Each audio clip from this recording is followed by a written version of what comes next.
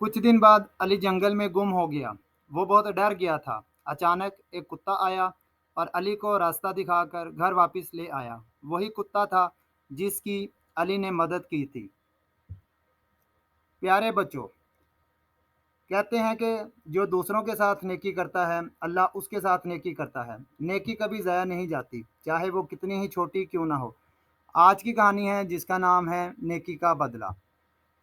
एक दिन अली स्कूल से वापस आ रहा था कि इसे एक जख्मी कुत्ता रास्ते में पड़ा मिला। अली ने अपने टिफ़िन का खाना इसे दे दिया और पानी भी पिलाया। फिर इसने अपने अब्बू के साथ मिलकर इसे इलाज के लिए डॉक्टर के पास ले गया। कुछ दिन बाद अली जंगल में गुम हो गया। वो बहुत डर गया था। अचानक एक कुत्ता आया और अली को रास्ता दिखाकर घर वापस ले आया। वही कुत्ता था जिसकी अली ने मदद की थी।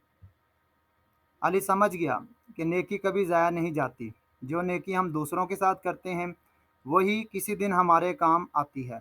तो आज का जो सबक है, जो मॉरल स्टोरी है कि नेकी का बदला नेकी ही होता है। ये कहानी बच्चों को इखलाकियात, हमदर्दी और नेकी करने का सबक देती है। वीडियो अच्छी लगी हो तो लाइक करें, शेयर करें और हाँ, सब्सक्राइब करना मत भूलिएगा। फिर मिलेंगे आपसे एक नई वीडियो के साथ। तब तक के लिए अल्लाह हाफिज़।